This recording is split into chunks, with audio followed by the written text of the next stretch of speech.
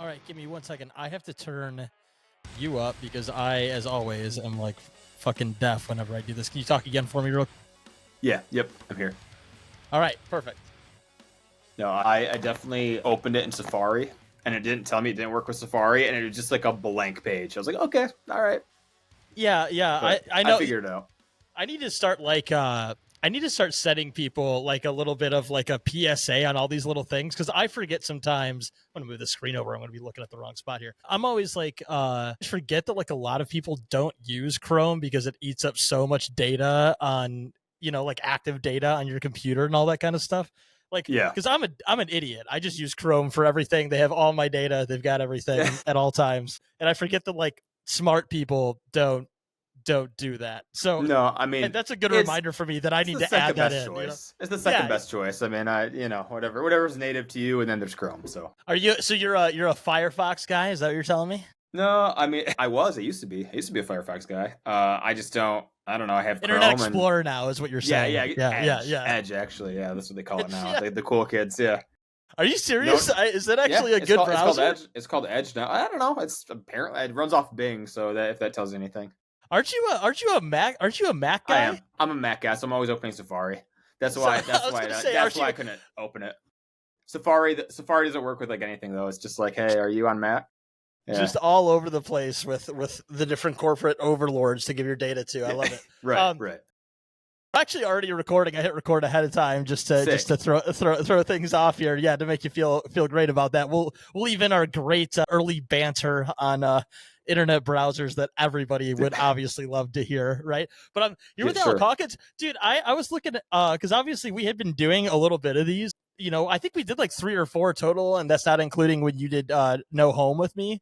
And the last time we did one of these was February. I was like, holy shit, it's been like 10 months. It's been a long time, but that seems like forever ago. Like if I, like it's like, wow, that was a long time ago, and then it's really just 8 months. Yeah. 10 months. Yeah, I can't count. Yeah, 10 months. Yeah, 10 months. I can't count. But we're on our. It's nice. This is like the first anniversary of anything I've done for this show. This is like now the second rendition of us doing sort of like a end of the year, releases, top 10 albums, whatever you want to call it, of 2024 type deal. And unfortunately, we're not going to be doing Rumpleminze drinks at all times like we did last time. Even though it is the end of the night, it put us right to bed. But last time, I felt like I ruined my whole day. I'm pretty sure I took a nap for like 2 hours. I took like a 3-hour nap. Yeah. I was like, wait a second, I'm almost 30. I can't do that. Yeah. I'm 32, about to be 33 in a couple months here. I cannot be day drinking with 100 proof alcohol that's full of sugar. I don't think that's like a good way to go. But do you have it on deck? Though? You have it on deck for one? So I do not have Rumpleminze. I was gonna buy it, but then I looked at the price and I looked at my bank account till tomorrow, and I was like, no. Yeah. But I do have a little extra thingy here, and we could pretend it's Rumpleminze. You know what I mean? I got actually one. You did. I brought it out for the both. I was like, man, show alcohol on Twitch. Is that a thing? I mean, whatever. I get demonetized and put down in the algorithm for everything. I like on Instagram. I'll look and like I get like 15 people. I've got like almost 600 followers on there. Not a lot, but I'll look at like a video I post and like 16 people will see it. I'm like, yeah, Meta hates me. It's fine. That's a high school graduating class. Okay, like that's a lot of kids. That's a lot of kids. That's a lot of people. It's a lot of kids watching the show. A lot of kids watching the show. Yeah, except for like, when Instagram won't show like the things you post to even the followers you have. You're like, it's because they think I'm a terrorist sympathizer, I think. Is the bottom line, watch list. But no, we'll pretend that this is Rumpleminze. And why don't we? Do you want to start things off here with a little celebratory thing here before we get going? A little happy holiday cheer. Yeah. Oh, it's gonna be like minute for me. I'm gonna be pretending probably. Yeah. That's fair. No, I mean I'm not going hard, so don't worry. No way. Cheers.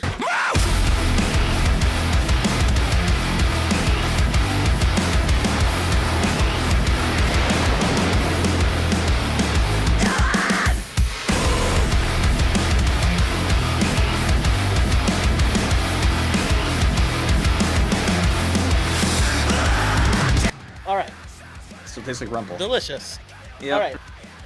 So I thought what we would do is maybe go through our top 10, and maybe like the halfway point, do some honorable mentions, kind of like what we did last time, and then kind of see, I didn't put down a bunch of notes for like the upcoming year on my end, but I don't either, but off the top of the head, there's definitely some things that I think are some big albums that I thought were going to come out this year, actually, that we can talk about for next year and stuff like that too. But to start off here, in general, what did you think about overall, like the state of the music scene for 2024?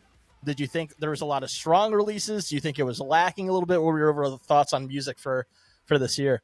I think it depends what kind of genre you're listening to, right? I feel like as far as like the metalcore scene goes, and I don't know if it's just because I'm older. As you get older, you're like, I've heard this before. And it's not like the albums aren't strong albums. It's just I've heard that idea before.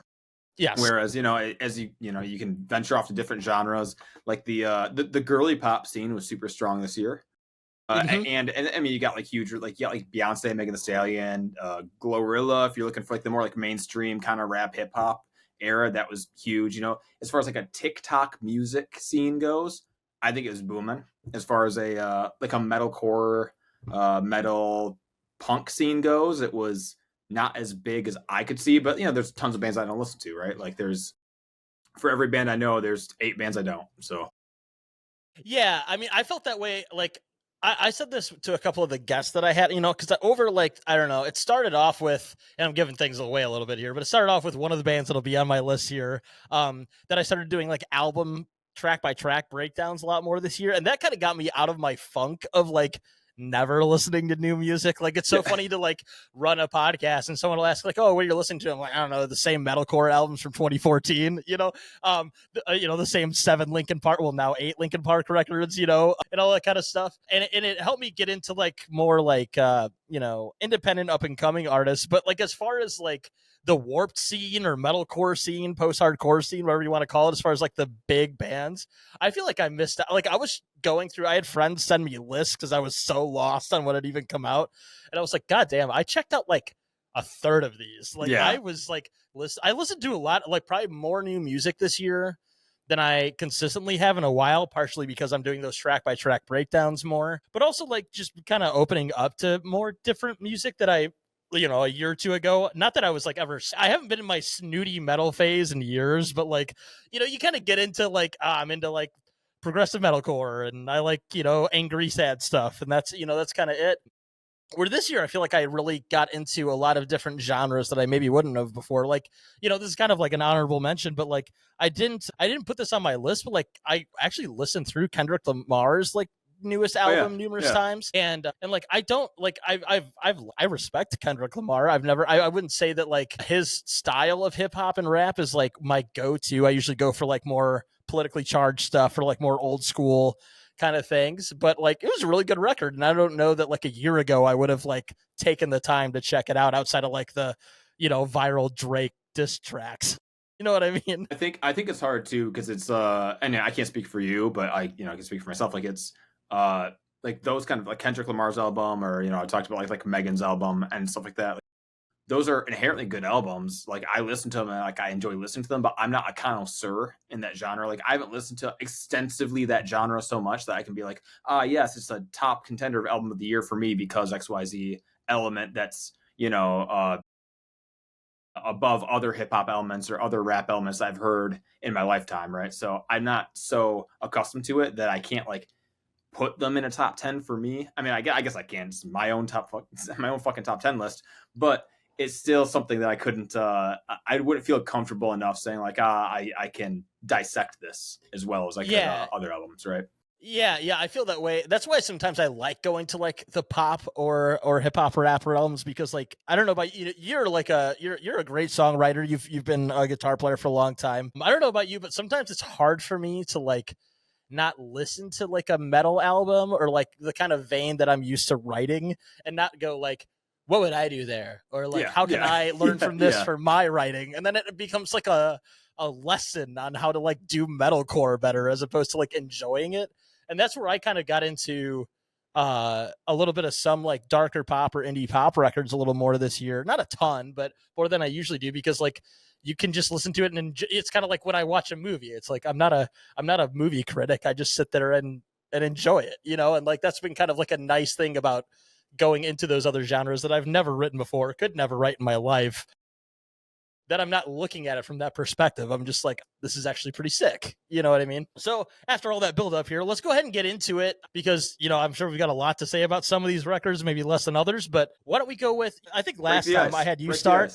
Yeah, I'll start first here. And mine, number 10, is probably the most out of pocket for me that I maybe wouldn't even had on here a couple of months ago, but it is the latest Billie Eilish record.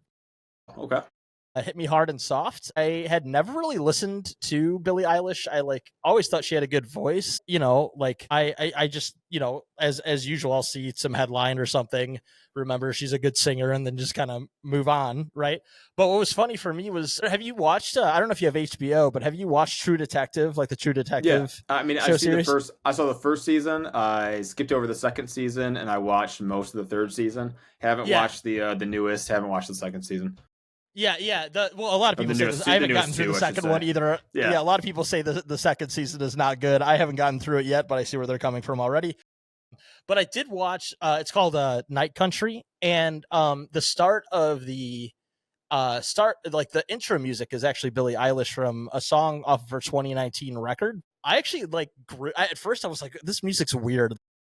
I don't really get it. Like, I don't understand why she's like, but then I kind of got into it and it got stuck in my head all the time. And I found myself singing it when I was like doing dishes, and I found, and I was like, all right, like, what's her latest record? And I thought this song would be on it, but that song actually came out in 2019. And I checked this record out, and for me, it's like what I like about it. Again, like I said earlier, it's more of like a record I can just sort of like listen to while I'm cleaning or in the car if I don't want something heavier, right? Or whatever else. And there's kind of like still like a haunting feel to it that I like. Like, I always joke that I don't like things in major keys very much. Like, I need it to be a little edgy, a little sad, even if it's my pop music. And like, this record's like kind of got that vibe to it. I don't it's one thing for me that like I still hang on to with kind of the alternative scene, that I didn't enjoy the lyrics as much. Like, I would kind of like try to dive into the songs more like I do with a lot of stuff. And I was like, this is sort of like, not to be a jerk to her, I'm not shitting on her music at all, but I was like, these lyrics like aren't really necessarily doing anything for me. But as far as the music goes and the melodies, I was like, this is like, I love this. And I actually I'm kind of contradicting myself, but I might actually like pull from this for like songwriting, like the kind of the elements of it. You know what I mean? So that's what I really liked about it. There's some like ebbs and flows on it that, like a first couple songs I really like. The ending I really like. Some of the middle tracks, which is pretty par for the course with pop records. You could like take them or leave them. They're sort of the filler ones to make sure you have 5 singles out there that everybody can stream a million times. But I thought it was a really good record, and I had to put it on the list. Like, it actually took off a few, pegged down a few heavier records as sort of honorable mentions, because I was like, I got to be honest with myself. I've listened to this more and enjoyed it more. You know what I mean? So that's, I think my number. Let's take off the metal snob glasses for a second, and you go, wait a second. Like, it doesn't have to be like Riff City. It doesn't have to be something like super technical. It doesn't have to be like some next level thing for me to really enjoy it. It becomes like records just across the board, genre wise, become so much more enjoyable. All right. Like, it's. Yeah. And for her, like, she still has like this sort of like angsty, like minor darker element to it. A lot of her songs, at least on like streaming platforms, which oftentimes are just labeled by AI with subgenres, but it's kind of like dark pop. You know what I mean? Like, and I can definitely feel that, and I understand why I enjoy it more than maybe like a different pop record that would have come out this year. So yeah, my number 10 is Billie Eilish, Hit Me Hard and Soft. Solid record. If anyone's like sort of a metal snob about it, or like for some reason hasn't checked it out despite being a pop fan, definitely worth listening to. Definitely worth re-listening to. It's a solid record. Go ahead and do yours. All right, I'll do a very short kind of. My 10 is pretty brief, but I went to Crucible Life by the Home Team. Oh yeah, that's a great record.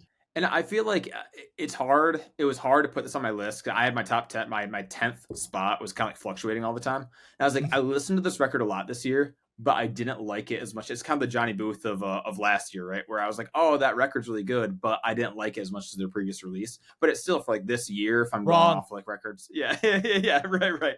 But I'm also an idiot. So, but But I thought Slow Boom to me was a better like record, but I also am looking at it from the lens of what happened this year. A Crucible Life is just it's just catchy. It's boppy. It's a fun kind of like sexualized Justin Timberlake fucking pop punk record is the way I describe it. So like lyrical content I wasn't like a huge fan of. I'm kind of with you on like the 10th spot there where it's like lyrically it didn't speak to me a bunch, but boy is the album fucking catchy. The riffs are great. It's just kind of solid front to back as far as the catchiness and the overall vibe of it.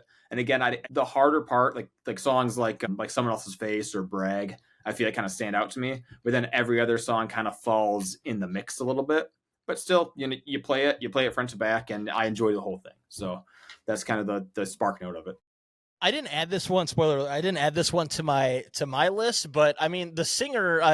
This isn't a band that like I know a ton. I know they've I know they've had a pretty solid career, sort of in the post-hardcore pop punk adjacent spaces type deal. And their singer was the one who filled in for Issues, which shows the chops that they have. This is a band that like I need to like take note of, that I need to listen to more. That record is good. It's kind of like, I think you said this a lot about some of the records I talked about last year, where it's like I just have to like re-dive into it more. You know what I mean? Yeah. Like it's one of those things where like I listen to it and then it's like, and then I instantly like moved on, maybe listened to it one more time and didn't really like give it much thought. But it's a good record and great talented band.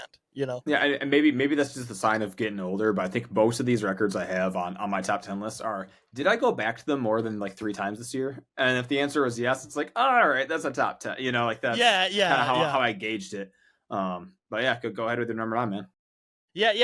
Number 9 for me, and this might be surprising for me personally, as people who know my favorite band of all time is that it's this low, but I've got Linkin Park from Zero at number 9. I don't have a bad thing really to say about this record. I know there's been a lot of tumultuous stuff about the band since they've been released, both from like people that didn't quite get what the coming back meant, trying to compare it to Chester Bennington, all this kind of stuff, as well as the past that like I helped break a little bit on a news outlet in some instances about like some of the background on the singer Emily Armstrong and all this kind of stuff. But when this record came out and the singles were coming out, I really enjoyed it. Like I said, nothing bad to say about it as far as like the songwriting goes. I think they did a good job of like bringing in a lot of elements from a lot of the different eras of the band. I think the highlights on it are really high, and then some of the lowlights aren't terrible, so that means it's a good record, especially coming back after 7 years with a new singer, a new drummer, and a 7-year gap in their discography, as well as like their last record they put out with Chester being pretty polarizing. A lot of people forget about this and try to pretend that they liked that record, or like before all of the terribleness happened with that band, the first thing that happened was everybody was constantly shitting on One More Light to the nth degree. Was that? Yeah, One More Light was that. I was like, it wasn't the Glass Castle one. That was the other one. It was One More Light, which was like a very collaborative, like I was talking about with Billie Eilish, kind of like a dark pop record, full of like collaborations with pop stars and indie songwriters and stuff like that. I'm a person that likes all of their music, so I think it makes sense that I also like this newest album. I thought they did a good job of trying to bring in a little bit of the nostalgia of like Meteora and Hybrid Theory in a few songs. They also tried to bring in a little bit more of like the pop rock sensibilities they had on a few of their later albums. The reason why it's so low for me is like I feel like I feel like it's sort of a growing pains record, sort of like how Minutes to Midnight was for them, where there was like, again, like I said, big highs and like some kind of wavering lows as far as the track listing goes. But I think it was a good start for the band coming back as sort of like a new entity. And I go back to like, it's sort of an album that like I listened to an EP's worth of the songs on it a lot. And then there's several songs that I just like don't throw on unless I'm like listening through the whole record. But I do understand why people don't like it. I think a lot of people that don't like it probably haven't liked Linkin Park music since roughly 2007 to begin with. And then those of us like me that like my favorite record from Linkin Park is 1,000 Suns. It's not even Hybrid Theory or Meteora. I personally really enjoy it. So number 9 for me, Linkin Park from Zero. I think it's great. And what I would say is I'm optimistic that the next record they put out, if they continue going strong like they are, will be stronger than this one, if that makes sense. Not to derail you for 5 minutes, but I will. You think that keeping Linkin Park as like the name and not becoming like a new entity was. I mean, obviously they're gonna do it. The band has they already have like a fame about them, right? So you have to release under Linkin Park. But do you feel like they should have just kind of tried to do like a reboot kind of thing, or with like a different brand, or? I went back and forth on that. The realist aspect, no fucking way, right? Because like you right. said, like you're somebody that I've talked to before that you have a good like music business like mindset on some things that you can kind of like break things down separate from what you would like artistically like. You know, we've talked about that a little bit. I don't see realistically how anyone would come to that conclusion. Like Shinoda being like, we're not going to bring back the name Linkin Park with a new singer and new drummer. I think that would be like anyone looking at them. Warner Brothers probably wouldn't have even allowed them to do that to begin with. Who knows? They might even have like a record contract that they still have to fill or something. Sure. But do I understand that argument? Like in a hypothetical sense? Yeah. Do I think it has any grounds in reality? No. You know what I mean? Like, I just don't. I mean, they could, because like, you know, Mike Shinoda's put out a lot of music, some of it good, some of it mediocre as a solo artist with a lot of collaborations since and I, you know, people were talking about they could have just done Mike Shinoda's project or whatever, but it's like, I don't know, man. Like, I also don't think like the lead, it's not just about Chester, but I don't think like the lead singer of a band, and he wasn't even the only lead singer of the band, despite him being my favorite singer of all time. I don't think that dictates whether or not you get to continue using your band name. You know what I mean? Yeah, like, I would agree with that. I also think, as playing the devil's advocate, I think that like while you said there's no realistic way they would have done it because it just makes the most sense to keep the name, right? But you look at like Spirit Box as an example for like Iris LeBear once, and the Iris LeBear once was like a cult classic kind of band. You know what I mean? They weren't like majorly mainstream popular, but it was a really easy jump to be like, oh, Courtney from Iris LeBear once is, you know, going into this new band, and they like it streamlined into that band pretty quick, right? And it wasn't like that was the reason why they became popular, right? But even more steam for Linkin Park to just say, oh, hey, Mike is making a new band with, or former Linkin Park members are making a new band. I feel like that's an AP magazine title. It's just gonna get a million clicks and propel that band, right? Like I mean, I get they can't do it, right? Like I get that it just logically makes sense to keep Linkin Park's name and just like keep pushing forward and keep the brand alive. But I feel like they could have done a lot of soul searching within the band and saying, hey, let's just let's make a whole new title, a whole new idea of what the band could be. And then you see what you got to do, though. What you got to do is go by Linkin Park, but spell Lincoln correctly, you know, and then just be really lame about it. That's what you need to do. That's the middle ground that nobody would enjoy. No, I mean, I see that. Like, my bottom line with it was like, one, obviously the marketing that you have and like sort of the cult you have around Linkin Park, and also, could you play all the songs that, you know, are going to get them into stadiums? You know, I'm like I said, From Zero is a good album to me. It's a really good album that came out this year. I was so stoked that they did this. I don't know that you're going to be selling out arenas in South Korea with From Zero with a new band name and not being able to necessarily play the old songs. You get what I mean? Like, no, that's fair. I hear you, and I'm as an avid Linkin Park fan and a supporter of this record, I agree, like hypothetically, but also again in reality. They might be playing like a 3,000 to 5,000 cap venue as opposed to selling out arenas if they did that. So like from a money standpoint, it's a no brainer. You know what I mean? Right. All right, let's go to, after all of that, you know, I'm talking way too much here. Let's go to your number 9. We'll keep it rolling. My number 9 is People Watching, the album People Watching from 156 Silence. Whereas great record. I don't know why the band name is the band name. I'll just put that out there. That it's such a mouthful of a band name to say. Yeah, it's a dumb band name. It is. It's not, I wonder, is that their area code? I'm unsure. Yeah.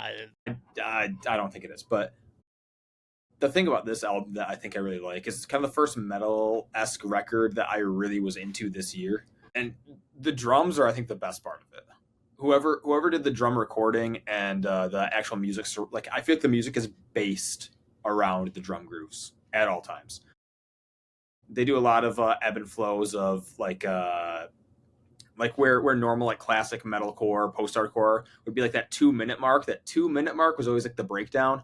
I feel like the 156 Silence record is like that 2-minute mark is a change up somewhere. It gets softer, it gets maybe louder, it has some weird groove wrapped into it, and it's a record where like simple is good. There's nothing on this record that I thought was, hey, that's the most technical thing from a music standpoint or guitar standpoint, but everything in that album I feel like works. And that's kind of fun fact about this band. I believe it's Jack Murray that's in their band, but I could be wrong. I'll have to talk to the guy that I know that like works with this band a little bit actually. But I believe their drummer produces their music, because I know that because he actually produced, and I'm just looking at the who's in the band. I forget which one is which, so I could be saying the wrong name. But the drummer of this band actually produced a band's EP that I had on the show this year. Awesome. And actually, their vocalist featured on their EP as well. So yeah, I mean, it's a pretty DIY band overall. Obviously, I'm sure they sent it to somebody maybe else to, if they not mixing, mastering, or whatever else. They're on Sharp Tone Records. Why wouldn't you use their money to do that? Right. But yeah, this record is another one I need to dive into more in 2025. I listened to it once, maybe twice. Really liked it. The news outlet I work for wrote a rave like review of it. It's like sort of like an amalgamation of like hardcore, metalcore, and nu metal in a lot of ways. It's kind of got like that attitude of nu metal. That's why they were able to write it on the nu metal agenda. And it rips, and like you said, above all, I think like the drums, like the kind of grooves in there, that being at the forefront, and like the production behind that, like sort of sets it over the top, right? Like it's like a really aggressive record that also has a lot of dynamics, and the vocalist sounds fucking insane, right?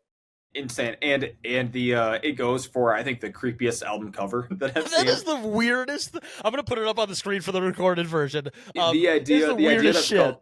It's called people watching, and when I heard it, I thought like people watching is in like you're in a bar and you're just watching people, but then it's actually a person watching you, is just like an insane concept to me, right? So that's, I love think this is maybe my favorite album cover because it's so creepy. Like it's the weirdest fucking thing in the world. Some Coraline's dad-esque looking guy. It's like a mix of like a horror movie and like the Joker, just like the cartoon Joker. I don't know if you ever watched like the animated series of Batman as a kid, but you know what I'm talking about. Like it just like has that vibe to it, and it fits with the record too. So it's a good one. It's a good pick. It's a great album. Going to 8, I guess, for me. Yeah. This one I won't have a whole lot to say about. I'll stop rambling on all of mine. Is 4 Years Strong, Analysis Paralysis. I got into this one late. I didn't even realize it came out until actually somebody that's helped out with the show before, and Shelby like ran and raved about it like on a music group that I saw, and so I made sure to check it out. This band, like their trajectory over like the last, I don't know, 10 years, like roughly, I guess, since 2015, 2016, when their self-titled record came out, they've really gone away from like being a pop punk band entirely. And like this record is like spacey and heavy. There's a lot of screaming on it. There's a lot of weird transitions. There's a lot of like interesting like flangery and wah pedal like type sounds on the guitar. Of course, like their dual vocal thing they do is always cool, that they're able to kind of like do like a a callback type deal that they do in a lot of their songs. And it's not my favorite. I would still say like Brain Pain from them is my favorite record they've ever put out, because that was like Will Putney making them sound like a hardcore band. But great record. The only doc I have against it is that the album cover, and again I'll throw it up on the screen here on the recording end, is the dumbest fucking thing. Is that the I've weird ever dog? seen. That's like the weird looking dog thing. Yeah, dog. It looks like a Muppet that like did meth. You know what I mean? Yeah. Like it looks so weird, but you know what? I'm talking about it, and like at the end of the day, in this world, that's what you need for your album. So it did its job. But like I remember seeing that, especially after like their previous album covers that are kind of like psychedelic and very intricate. I was like, what the fuck am I looking at? Like, but that's my only doc. Great record. Have you checked it out much? So I listened to it one time through. I enjoyed it. I think with their records now, like I was a fan since Rise or Die Trying, and then I listened to Enemy of the World. Right, that's the second record. Yeah, and like I was like listening to them as they came out, and I was really enjoying it. And then I kind of didn't listen to them for, I don't know, 5 years. And then actually Shelby, I think too, also was like talking about, Brain Pain is like the album of the year when like that came out. And I didn't listen to it. And then I went back and I listened to it like 2 years later. And I was like, oh no, this record's actually so good. And so I give it a once over, at least when they come out. Solid rock record. For sure, like a rock alternative weird combo, like you said, kind of record. But I didn't give it enough, and I'm sure, like again, I'm with you there. I didn't give it enough chance to like listen to it once or more than once, more than twice, and more than a couple times listening to the singles. And it'll probably be something in 5 years. I'll be like, wow, that record is actually super good. Like I listened to Super Bloom for the first time, I think like 4 months ago. Okay. So, yeah. We talked about that last time. Yeah. That you didn't even. I knew that happened. Yeah. So it'll be in my back catalog for sure of, a summer road trip or something. I'll throw it on. Oh wait, actually this should have been number 4, Yeah. And it doesn't help that somebody like me that's like put it on their list is still like, yeah, their last record was still better. No, sure. But it's a great, it's a good one. It's worth definitely like diving back into in 2026 when you get to it, Yeah, no, for sure. I guess I'll go pretty quick with. I feel like the top, and this happened last time too. Like the bottom 5, it's like I have a little bit to say, and then the top 5 are like I got more to say about these. But my number 8 is Maybe in Another Life by Bloom. Yeah. And again, there's not like a ton to now. I'm like, oh man, is that the album cover? Is that the album title, or is that the song title? I don't know, but I'm 99% sure that's the album title. Maybe in Another Life, you said, right? Yeah. That's that's the album. You're right. Now I'm just psyching myself out. But it's definitely like the melodic metalcore kind of sound, right? It's like classic Doesn't Ever Die for me, right? That's like my genre of choice if you were to pick like a genre of records that I listen to the most often. Mm-hmm. They do a really good job, I think. It's more mature than other like single releases they've done, I think, and they have a good dichotomy of the really heavy dissonant chord, melodic hardcore, melodic metalcore kind of sound, but then they have like songs like You and I, which are just kind of great rock songs, like rock alternative songs.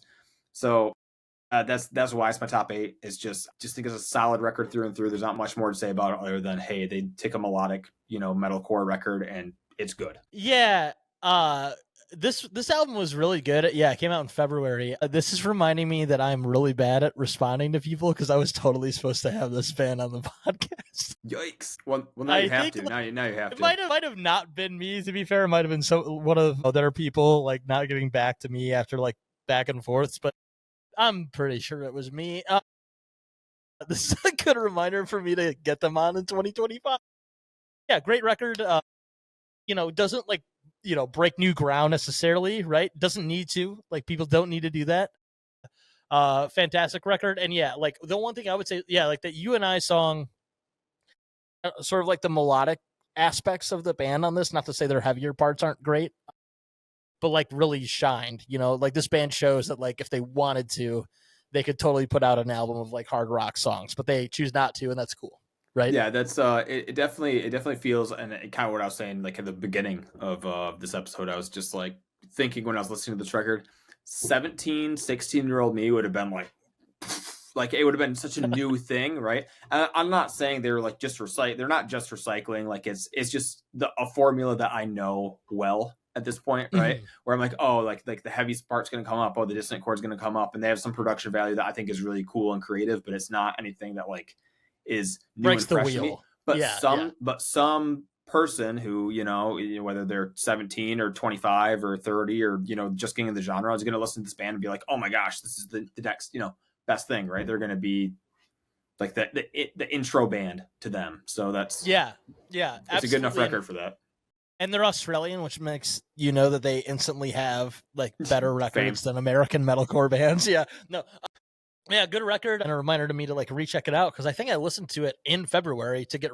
I might have even gotten it sent early. I don't remember, but I might have to cut some of this out. yeah, start chopping it. Yeah, but like a really, really, really good record. That people should definitely check out if you're into anything heavy. It's got something there for you. Number 7 for me, I'm sure this is a band you probably haven't checked out. It's one of the ones that I actually did a track-by-track breakdown of on the podcast just a couple months back. Kind of an indie pop, indie rock band out of Madison, Wisconsin. They're called Cat and the Hurricane. I actually sort of grew up with one of the members of the band. Their grandfather was my pastor. That I actually that we had. I've had them on the podcast once doing solo stuff with me, and then we broke down the record with the whole band. But it's called Cat and the Hurricane. The album is Got It Out. It's a record, again, like I said, kind of like the Billie Eilish one for me, in that like it's kind of pulling me into like this sort of like pop synthy world that I'm not overly familiar with, like with my day to day, like what am I going to throw on in the car? What am I going to throw on when I'm exercising type deal? But being able to, I think part of it for me is that I broke down this record with the band. They had a lot of cool, like social commentary within the record. Every person in the band is non-binary or trans, or as not like full on like transition, but like has had varying degrees of gender dysphoria or, you know, coming out as queer, whatever the case may be. And like a lot of that's kind of in the music. It's very like, it's very fun music that has a lot of like dark or introspective connotations lyrically. And I kind of like that contrast or that balance between like these songs that kind of make you like feel like you're, some of them make you feel like you're kind of like walking on sunshine type deal, and then you hear the lyrics and you're like, damn, that hits hard. It starts off as a manic high, and then you're like, oh, wait a second, Yeah, actually yeah, the or even, lowest you know, I've ever been. yeah, or even like you know, I mean, I'm sure you've experienced this, like listening to like certain pop punk bands or emo bands, post hardcore bands, where like their lightest sounding song, you look at the lyrics and you're like, well, god damn, Yeah. like, that's so like deep, that's like killing me, you know, in a good way. And this record, again, I just like, I go back to a lot. Again, part of it could be that I got to break it down with them for 2 hours, right? Part of it could be I just enjoyed it out of the get-go as well. But it's definitely got something for people. Anyone that's into like great hooks, good instrumentation, their singer Kat, they've got like a hell of a voice, as well as Benjamin in the band that does sort of like secondary vocals. Their drummer Alex is like very good in a groove and in the pocket and all that kind of stuff. And it's just like a very interesting and unique record that still can like pull people in that like poppy music, if that makes sense. So yeah, definitely encourage people to check this record out. I think it came out maybe in October, in the fall, but it's a super good record regardless of what you're typically into, to just throw on, listen through it. And like, I highly advise people to like read the lyrics as they're going through it. They have a song called Caffeine and Alcohol that's a lot about like sort of the conflict between in a person's head between like what they grow up with and how they feel and like their current like worldview. My early 20s. Yeah, exactly. Very relatable. It's like their most listened to song, I think, that's on the record. I'm talking too much here, but yeah, definitely a great record. Check it out. I think it would be higher on my list if it was like more of like the sort of music I go to on a day-to-day basis, if that makes sense. Because the songwriting and chops are so good. But I'm assuming you probably haven't heard it, so we don't need to talk too much more about it. No, I haven't. But I'm into it, and it's gonna go on my list. Maybe you should throwing a playlist after this for sure. Just like add all the albums if you'd use. Yeah. You know, we should do that for both of us. I have like a general podcast playlist of every person that's been on that I throw on there. But I'll make one of both of our lists of like 1 or 2 songs from like each record that we could check out or throw out. Played on shuffle will be a crazy dichotomy of songs for sure. Yeah, synth based like indie pop, and then the next thing you know, you got like some new metal hardcore. Yeah. That's the way to go. Just give yourself a headache. Yeah. Go to your number 7. Number 7, I got Negative Spaces by Poppy. Ooh, great record. I didn't think it was going to be in my top 10, to be honest. And I think I told you when it came out, I said, I think it's the least, I shouldn't say least versatile. I think I said it's the least versatile she's ever had. And I will retract that statement. I think it's the most commercial that they've had. Okay. And I think it's very much like Poppy goes Evanescent, Spirit Box, you know, metal core, but then it also keeps some of the roots, right? There's less of an edge to it. I think because of the production is very much more like fine tuned and clean, right? Whereas like I think like Zig and previous work kind of had an overall different vibe to it. It was less of a clean cut, like, you know, in your face and then some synth pop element. It was just like the previous works that she had were very much more edgy, you know, more punk, right? There's less rounded curves, I guess, but like they're all around us and like crystallized, and like the dichotomy between those songs kind of makes it versatile. Great produced record. Shout out to Jordan Fish. Yeah, shout out to Jordan Fish. Everything in this record is very, very good on paper.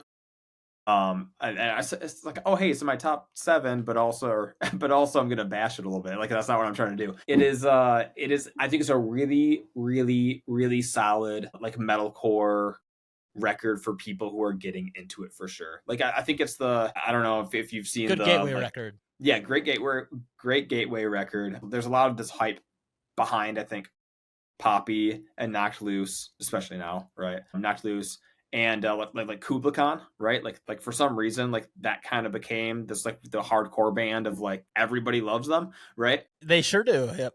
Yeah, right. And it's a weird cult following, and you know what? I'm here for it. Yeah, I'm glad that no hate, Poppy no made hate this on it. record. Yeah. Yeah, glad that Poppy made this record, and can get more people into the genre for sure.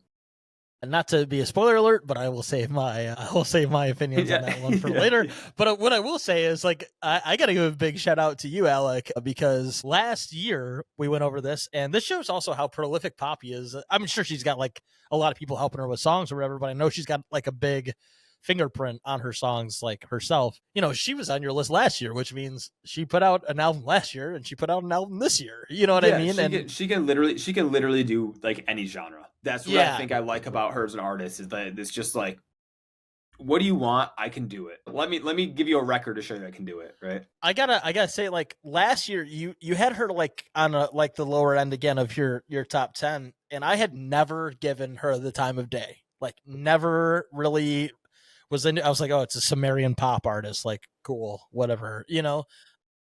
And I still really didn't check it out until the cover, which I'll get into this more later as well. That, or not cover, feature she was on with Knocked Loose, as well as with Bad Omens, actually, that I really enjoyed, that some people didn't like, but I thought was great.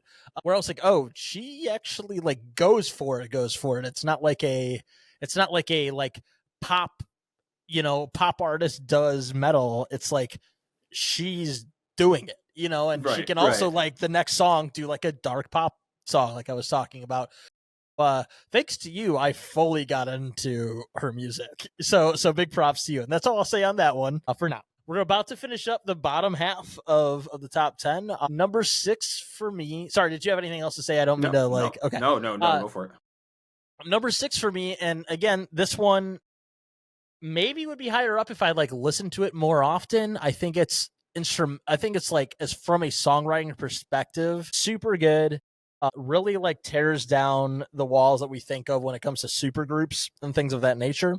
Is Better Lovers, Highly Irresponsible. I, again, like, not to sound like a total douchebag on here, but I do already, because I talked about getting an album earlier that I didn't even fucking possibly listen to, but not listen to, that I didn't connect with the band on. But I got this record early, not for the podcast, but to write for a news outlet. I was able to like review it a month in advance, and so I was like sort of listening to it in the car a bunch, because I was kind of worried about doing my due diligence on a review for like a big band like this. And for anybody that doesn't know, this is band members from Every Time I Die. It's got band members from Dillinger Escape Plan, then of course Will Putney. And I was like blown away at how versatile it was, because like you hear those bands, or you think of like Will Putney with like his other projects with Fit for an Autopsy, which had a great record this year that I don't have on the list, but a shout out to that record, or End, right? Like these crushingly heavy, brutal, just like you're not quite sure you would like survive in the mosh pit type music.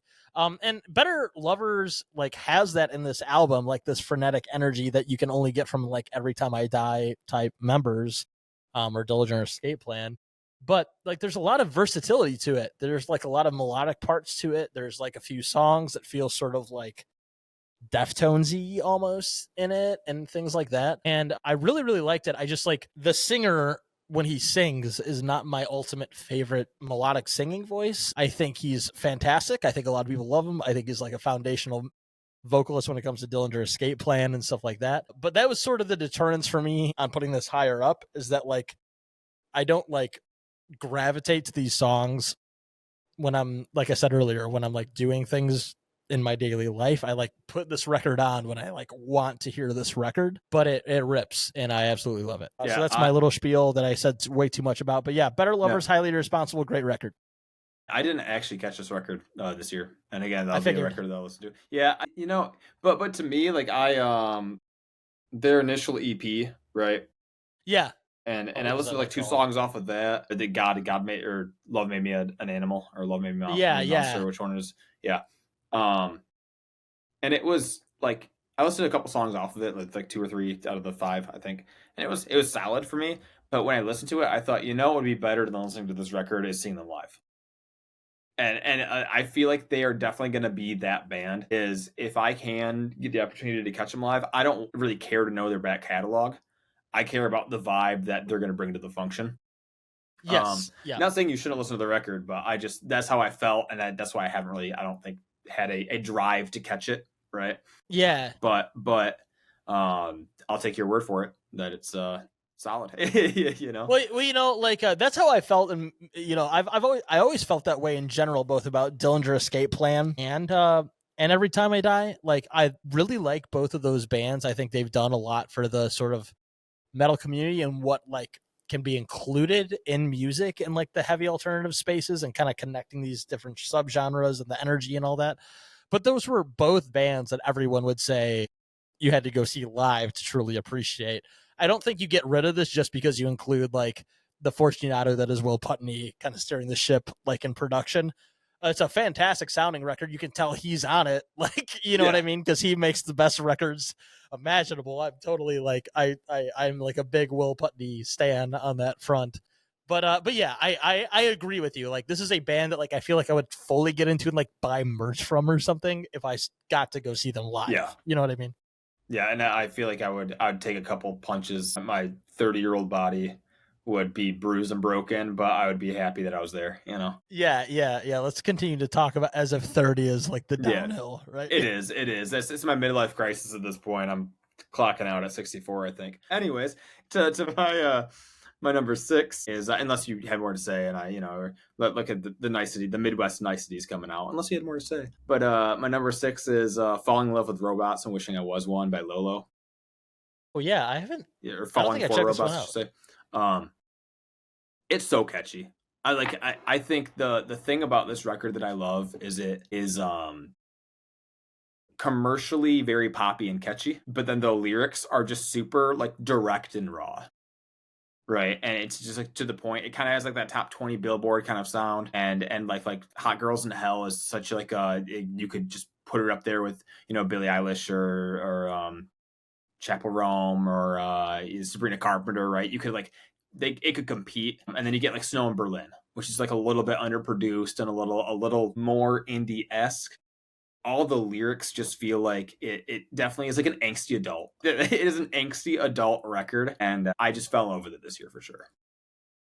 I'll have to. I'll be honest. I don't think I've ever listened to a single song from this artist before. I just looked them up. First time this year is that I didn't discover her until this year, and you're getting me on yet another artist that I wouldn't have typically listened to. But no, I'm looking at it like on Hopeless Records. Sounds right up my alley. It's got to get added to the playlist. You know what I mean? This is 15 songs too on the. I see it like maybe one intro. Yeah, just the intro track is like not a full length song too. So like it's a long record as far as like songwriting goes. Like the songs are shorter. Is it 15 for the original or 15 for the deluxe coming out? That's there might be a deluxe one coming out because I thought it was a little bit less than that. I just clicked on the album on Spotify that says "Falling for Robots" and "Wishing I Was One," that came out in June. And it's 15 tracks. Well, damn. So all I'm saying is that's props to this artist, because that's not easy, even if they're like 2.5 to 3 minute long songs. Yeah, I guess I'm looking into it right now too. It's 39 minutes. I think I play this in the car so much of just like letting it run that so many. I just didn't realize that many songs. It's crazy. There's a deluxe coming out, I think, this end of this year too, or beginning of next year. So so it'll be like 30 tracks. Even more. Yeah, exactly. Double it. But yeah, that's my number 6 there. All right. Well, so we got through the 10 through 6 there before we get to the top 5. Do you have any? I didn't send over a bunch of notes on like anything to shout out or anything, but do you have anything like honorable mentions, EPs? Because like I don't know about you, but I decided I was just going to do albums. There's a lot of this is sort of the year of the EP for a lot of bands and stuff, or like singles leading up to next year. I don't know if you had anything that you enjoyed or anything that you were like, that wasn't like a full length record that you were really stoked about. I think there's one band that put one out pretty late in the year as a surprise that we probably both really enjoyed. Yeah. But do you have any like shout outs, honorable mentions, EPs that you really enjoyed, all that kind of stuff? I'll go through a couple because I had just a couple listed off here. I had Heaven Can Wait by Trash Boat as an album. Was an album that I didn't give enough listens to say that it could qualify. But I really enjoyed it when I listened to it one time through. So that'll be something that'll be reoccurring through next year. Haven't Let Them Die by Counterparts. You know, you alluded to it. Super heavy, dumb heavy EP. It's great. Yeah. And I think I liked it for what it was. I think too, it's the drums really shine in this record. The drum, like there's something with the drum production and even the groove that is played that really punches through where like it didn't as much in other releases. I'm curious to where like another EP or full length is gonna take them with this kind of this direction. I don't know if I want a whole record of this. I think it's a great EP. I don't know if I could listen to 10 tracks of that though, if you doubled up on that EP. So that's why I didn't make a top 10. Living in the Static by Live a Lie just came out actually 3 days ago now. I listened to that one time through. It was a fun listen to. I can't really say it's a top 10 worthy, but it was I enjoyed it, right? It's a kind of that not, I wouldn't say dumb. I use dumb as a general term, but kind of like that, like, oh, hey, I'm going to listen to like a metalcore record right now and it's going to bop, like it's going to slam where I want it to slam, but there's no value of it that I'm just like, wow, I really like how they do XYZ thing. It's just good. You know, it's just a solid record. My single for this year, my top single for this year is by Military Gun. I don't know if you ever heard of them. No, I'll have to check them out. It's called I Thought You Were Waving. And the lyric is, I thought you were waving, turns out you were drowning. So shit, I love that. Such a good song. Highly recommend. If I could pick a song for my top 10 songs, it'd be in the number 2 or 3 at least. So yeah, sick. I'll have to check that one out. I had a big list, so I'm gonna run through these real quick because I listened through a bunch of EPs this year, but I was like, I'm not gonna put EPs because it's sort of like I don't know, like there's a difference, right? Like an EP can be an assortment of singles that are all heavy or all poppy or all whatever, and it's fine, right? Like it's not sort of the like ebb and flow of a record. It's like making a TV show as opposed to a TV episode as opposed to a movie, you know? So I'll just rail these off real quick. I had a list of 9 EPs that I really love this year, so I'm just going to say them off real quick. We got Greyhaven, Stereo Grief, the band Line out of Madison, Wisconsin that I had on the podcast. Their EP, The Making Room, great indie pop singer-songwriter type record. Sister Sleep, Phantom Threads, which is a band that I've again I actually recently broke down this record with their singer Jamie, and her and I also like talked about our favorite horror movies because it's a very like horror movie based like EP. They also did a great cover of a MCR song on it that was great. Fox Cult put out the Amethyst Drift that I also got to break down this year with the guitarist of the band. That really fantastic and kind of like goes into like the Coheed and Cambria territory of like being so what's a concept oriented and so like sci-fi oriented that like even like you know like sort of the background of how they release the songs and stuff was really cool. I really like that. Career Day, a band that I've also had on. You can kind of get a gist of what's going on here. Called I'll Always Be This. It's an EP that they put out like kind of as like an afterwards of their album they put out in 2022. It's a band that I always describe to people as like if Taking Back Sunday was anti-imperialist and really into socialism and activism. Like really good record, really poignant lyrics, and also like if you don't care about any of that stuff, you'd still really enjoy it if you like emo music, pop punk music, that kind of thing. The Cutting Tides put out an EP called Drawing the Dead and Desperate. That's the band that the EP was recorded with the drummer from 156 Silence, features the vocalist of 156 Silence. It's a band also like that's similar to like the kind of thing that I do where like the two people in the band are very separated like geographically, but they put together great music, really poignant lyrics, again kind of like a deathcore and metalcore vibe. They made a song at the end of their record on or their 4-track EP that's like about Brock Turner, and from the perspective of him, and like actually the singer's wife like goes from the perspective of the survivor, and it's like a very like intense, not politically correct but very intense, good like social commentary song. One of our friends, Riverside Drive, put out Quarter Life Crisis, which is like one of the best, I'm not a pop punk person really anymore, but one of the best pop punk releases I've listened to in quite a while. I've also enjoyed obviously their catalog in the past, but that's a band that I think should be getting bigger than they are. Definitely like warrants, if all these other bands that I see are big in the pop punk emo scene, this band should be bigger than them. I think they're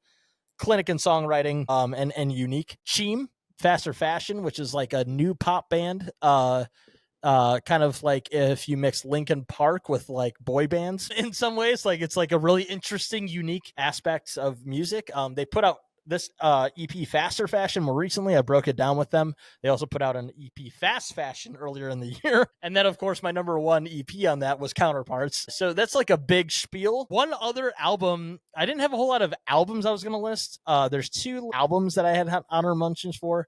One of them was, we had so many of the songs last year, and you and I have talked about this band endlessly. It's sort of like a cornerstone of this when you and I do podcasts together, of Throne, Excessive Guilt. Yeah. I didn't know where to put this one because it's an album, but it's 20 minutes. So I don't know where to put that one. A lot of the songs were out prior, like they were released in 2023. It was really more like listening through the record and finding the songs you hadn't heard yet. You know what I mean?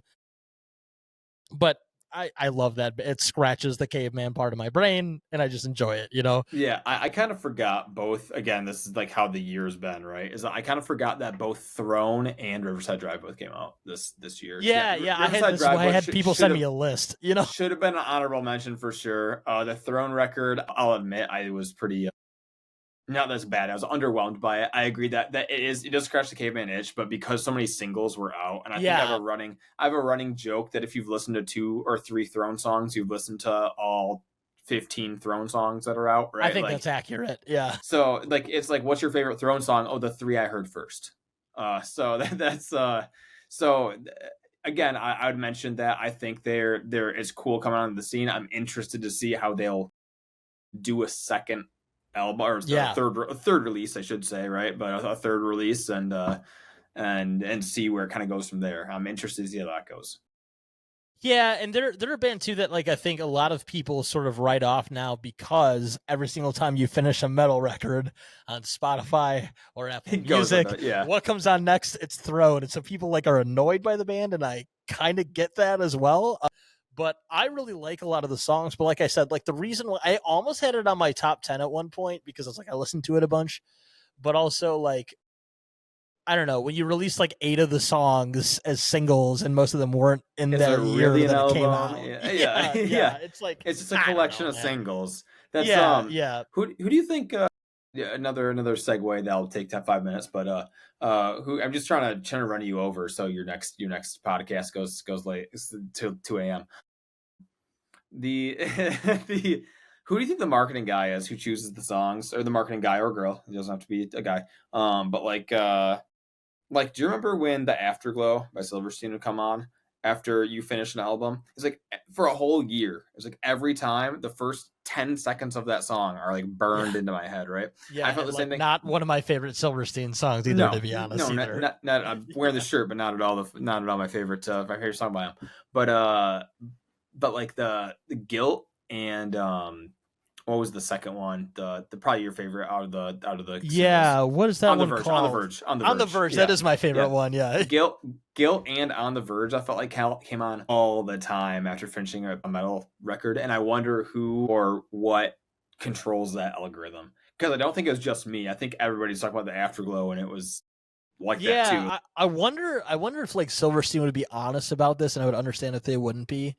But like with a band like Throne, or a lot of bands now on Spotify or Apple Music, you can, if you're at a certain level, sign off on basically not getting a certain percentage of the streams, to where then you get, they say this doesn't happen, but totally happens. But the exposure. Yeah. And to where like you sign off on that, and then next thing you know, you're sort of put to the forefront of the algorithm.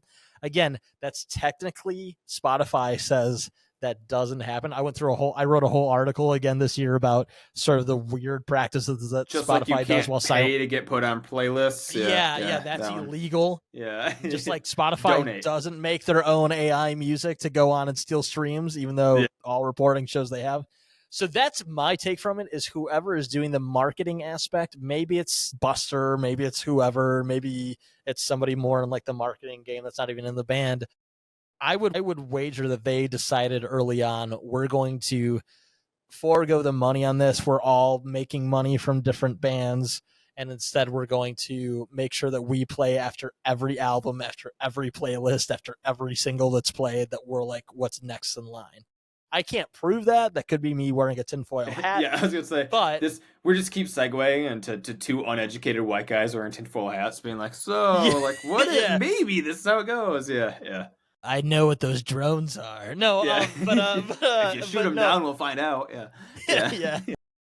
Yeah. I mean, that's my caveat to all that is like, I don't know that. Like, I'm not going to sit here and pretend I know that, but that's my inkling from things that I've heard in the past, from the little reporting I've done and things like that, is like, I think that's what that band had to have done, because how else, other than it being like a really short song that Spotify would push up, but how else does it play for every, like, it's a joke on social media that like, oh, your album finished, here's Throne. You know what I mean? Right. It's like so there that it, to me, it's got to be that way, but I could be wrong. I could be a total dumbass. Who knows? Yep, it might be just popularity. You know, it's popularity just wins. Yeah, no money, just popularity, just songwriting. But let's go ahead and dive into now the top 5. My top 5 is one, or my 5th one is one that you already talked about. It is Poppy, Negative Spaces. I hear what you're saying. I think a little bit of me being somebody that's become more and more of a breakdown like cubbyhole person, despite like I also said earlier, like pulling myself out of that a little bit.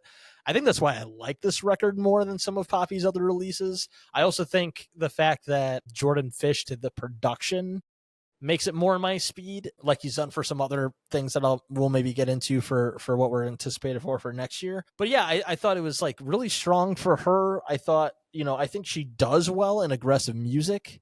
Not to say she doesn't do great with her kind of darker pop or indie pop stuff, but I like that she leaned into that a little more. She also had like, pop punk song adjacent songs on this record and all that kind of stuff.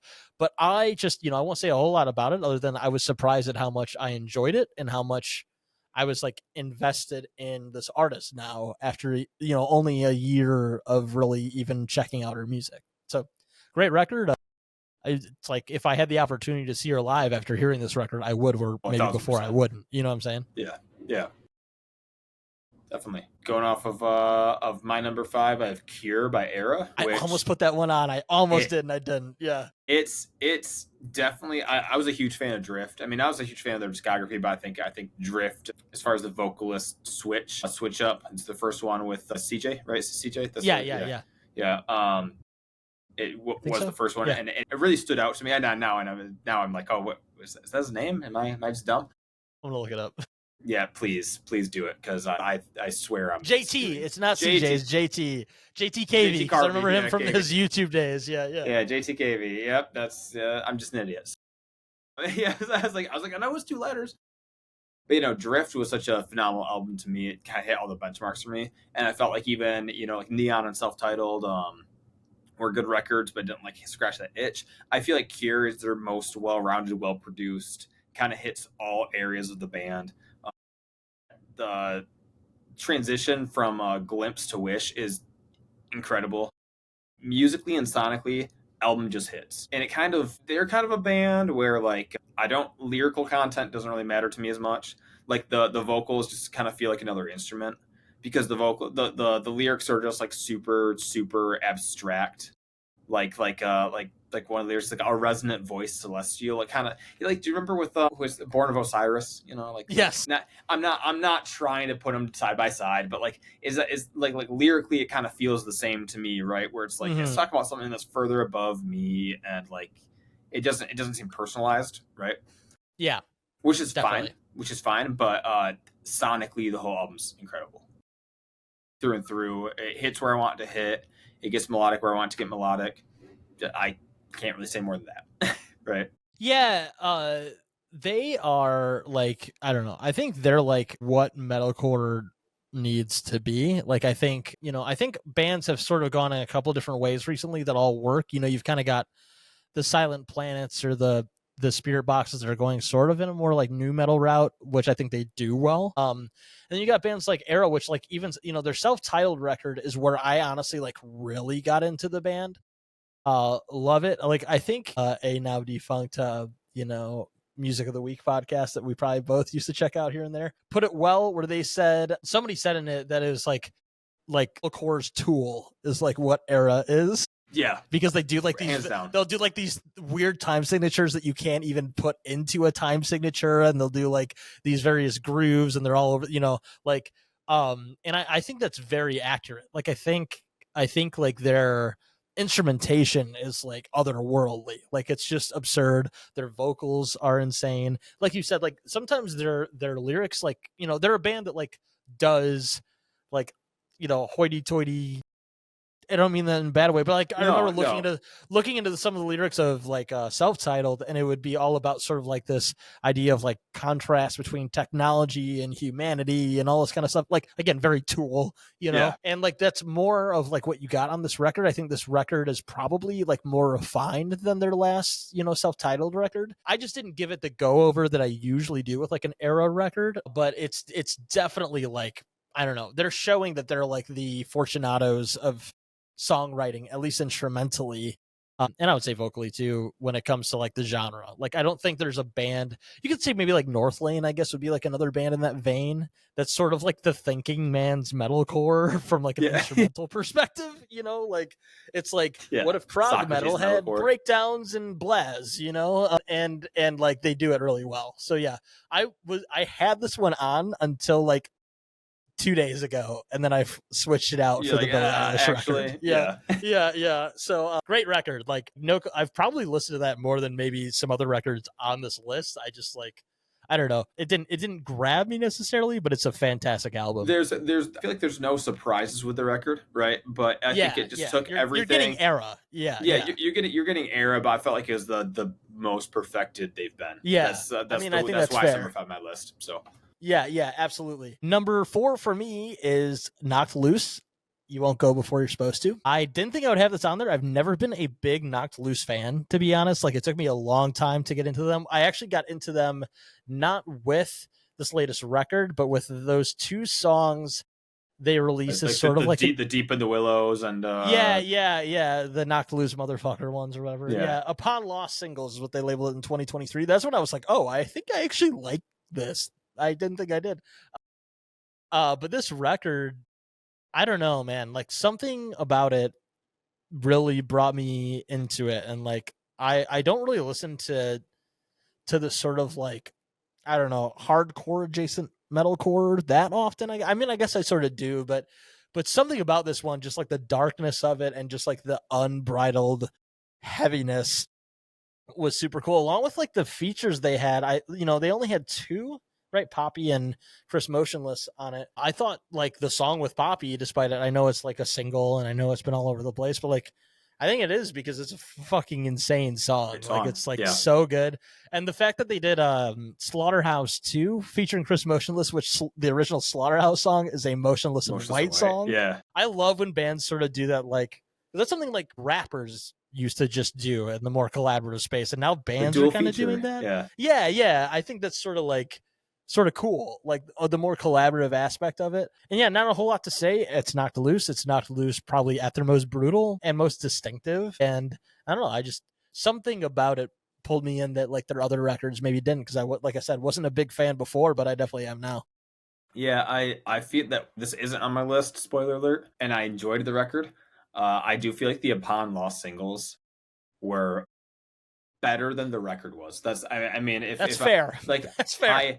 I really enjoyed those singles, and I'm not saying that I need those singles, 10 times for it to be like a record, right? A Tear and Fabric of Life, I loved that record for sure. Yeah. And I loved the direction they were going, and I still do. But there's something about the Upon Lost singles for me were like up here, and the record was like right here, right? So it's just there's a difference in them, which is why it's not on my top 10 list, even though it is a good record. And I'll say it's not my top 10 list, and then my other 4 choices are probably shit. So it's that's how it goes. That's how it goes.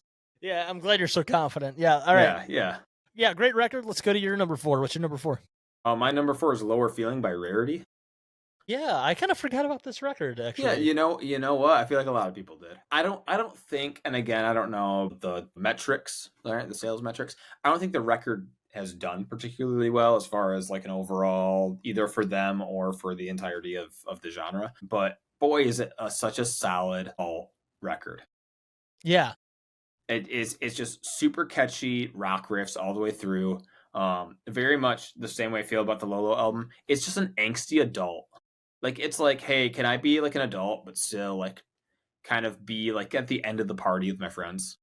Like that's kind of how it the vibe is for the whole record. And then also look at I don't give a fuck attitude. Like, yeah, hey, guess what? Like, I'm eating Doritos and smoking weed with my friends, and I just don't care. Like, I don't care anymore. Who cares? It's kind of the vibe of the whole record, but also has that morose undertone, and I loved it through and through. Solid record, memorable riffs, memorable songs.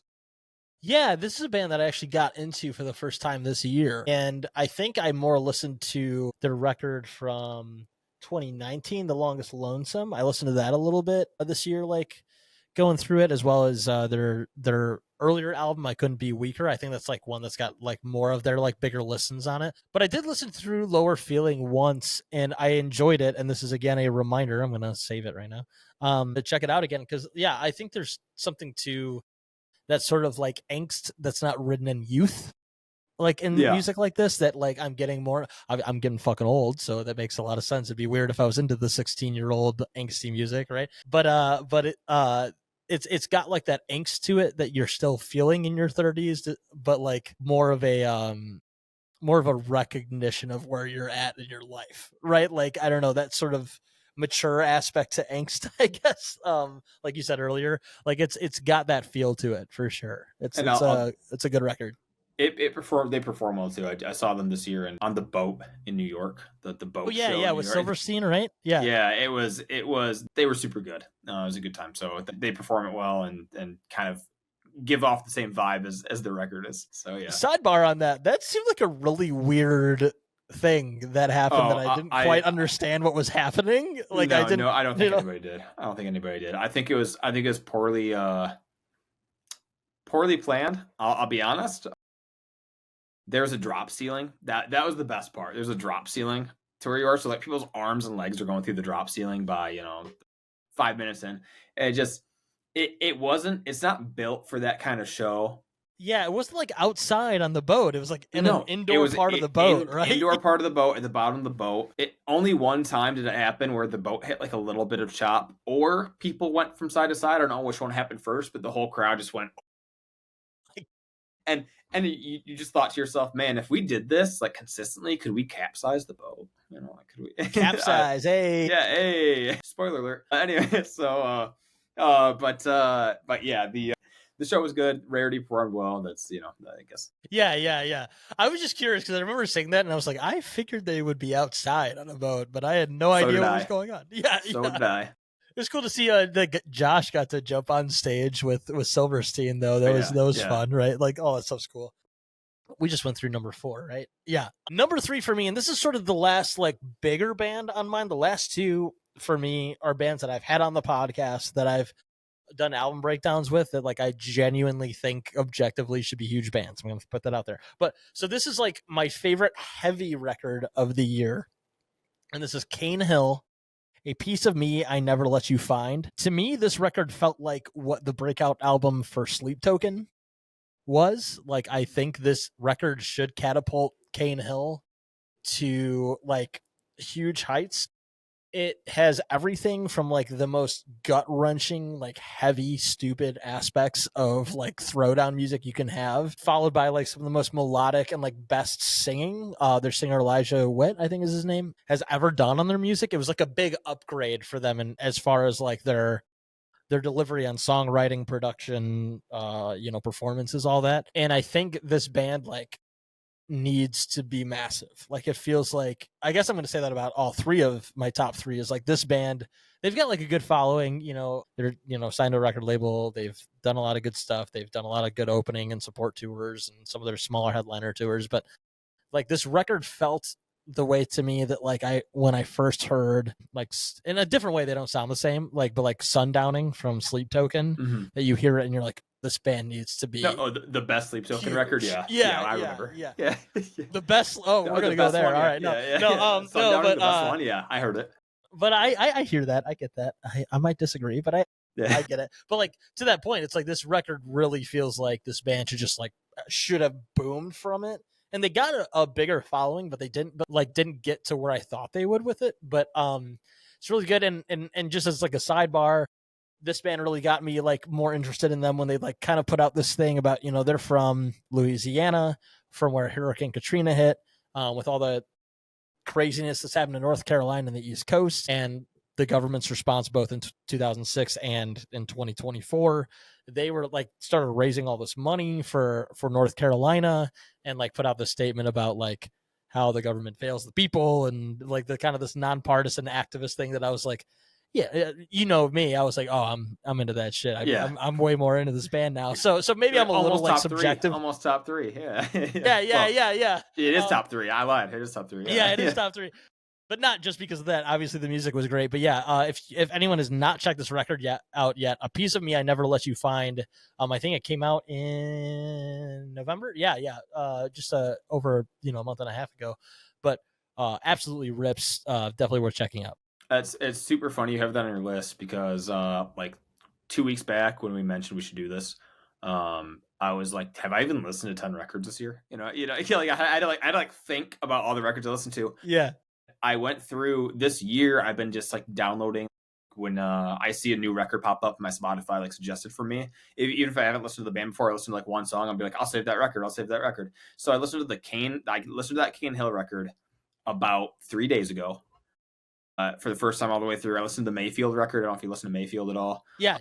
That record was super good. I listened to the In Angles record as well. And I was like, oh man, I don't know. Maybe my list would be different if I, was on top of things and listened to music when, the music came out. But that definitely probably would have been somewhere on this list had I given it more time and I sat with it more, for sure. Yeah, I totally get it. It's kind of like the 156 Silence one for me. Like, I'm sure if I gave that one more of a time of day, it might have been on here, because like, they're both records that kind of have like that new metal angst to it, new metal, like, I don't know, like attitude to it, but like also a lot more to give. Like, they're definitely like two bands that could like tour together. You get what I mean? But yeah, like, I don't know, something about this record, I keep going back to it.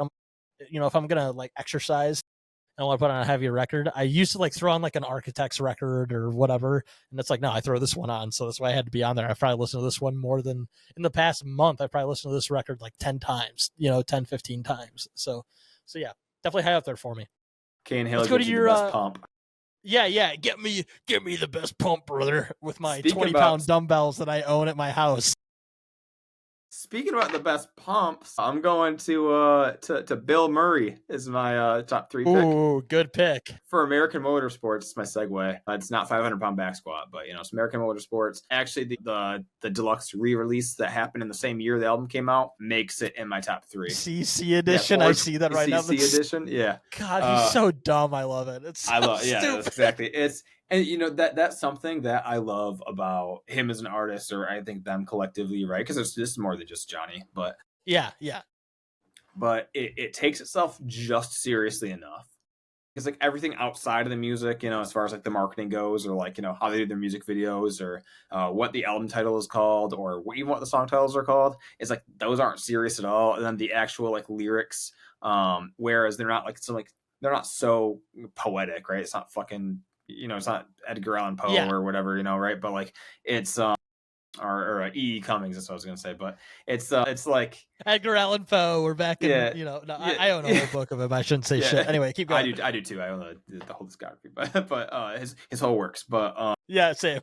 The record is like just the not serious enough blend of that country rock thing going on. It's just so fucking fun. And then there's songs like Spinning You Around. That have kind of like the metalcore aspects of it, but it's still heavily based in just this like fun, rocky, catchy chorus, verse, chorus, standardized structure of music. And again, it kind of like the Era record, where I feel like it just kind of is like the perfected version of this band. I feel like this album is the perfected version of this band through and through. Yeah, I mean, to be honest, like I listened through most of this record inadvertently through the algorithm, or just thrown on like random Bill Murray songs or whatever. I don't know that I've like listened through it like front to back, but I remember like hearing the first time I heard the song. When did this come out? This came out in like fall, early spring. What is it? June. I heard Or no, the song I'm talking about came out in the deluxe. I'm stuttering all over the place here, but The end. the end, like the Yeah, kind of like yeah. start on like the 420cc edition. I listen to that song like over and over and over, Yeah, like, and it's like so sort good. of like a country pop song, like except for like the guitar has like a little bit of gentiness to it, right?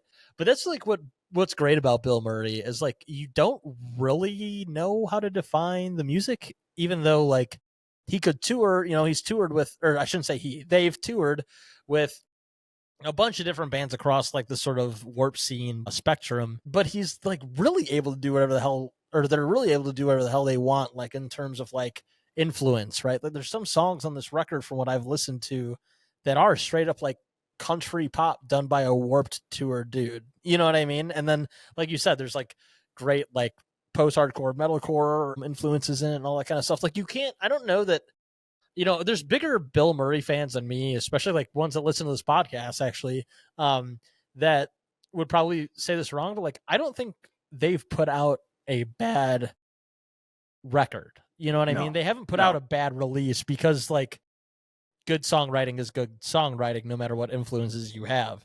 So, and I think they're perfectly positioned to play. Like you said, they're versatile. They can kind of do whatever, but they can also play almost with whoever in the scene. Like they could open up for Sleep Token, but if they were opening up for Suko on a tour, I'd be like, oh yeah, that fits. Like either way, it just like they're pretty genre diverse when it comes to within the field.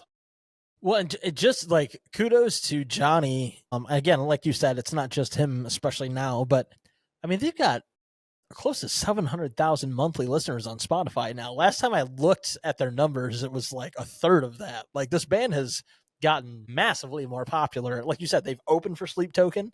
They've opened for some huge bands. They've gone on bigger tours. I remember when they first kind of came out, and it was more sort of like weekenders or maybe like a 2-week thing here or there or whatever. And it was kind of going to be like a, you know, fly by night type deal. And now it's like they're doing super well for themselves, and it's because the music's great. You know what I mean? So I need to, again, I'm going to save this record right now, because I definitely think I would enjoy it more like front to back, but like great songwriting chops, as we know from someone with the pedigree that Johnny Frank has had for years. Going to number 2, again, like my last 2 here are bands that have been on the podcast. We've done album breakdowns, and actually the one that I'm going to have on here, the number 2, is one that I just did a couple episodes ago, might have even just been 2 episodes ago, Secret Gardens and Permanent Amber. So for anyone that doesn't know, or Alec, if you're not familiar, Secret Gardens, it's a project done by a guy named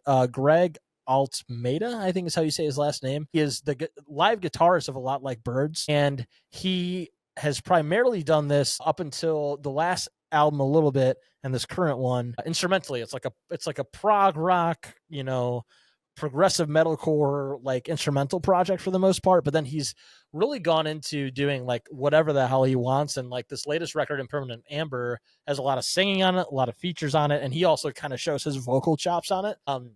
And this is the last album he did of 4 that they're all encompassing like each season. So he had done a winter one, a spring one, a summer one, and this one's the fall one. And it's just like, I don't know, you listen to it with that especially in mind, and it's just like each one of these albums, not just this one, perfectly encapsulate like a feeling of that season, because he kind of talked about that, like seasons and weather really affect him and all this kind of stuff. And it's just like a clinic in like how you can include the most genres in a single album, like because he does like very like avant-garde proggy stuff, but the intro track is like an indie folk song with like his old bandmate that's got like it's got like just an acoustic guitar, and then I think he's playing a mandolin in it, and then you've got a song later on that it's like a full on just like gent.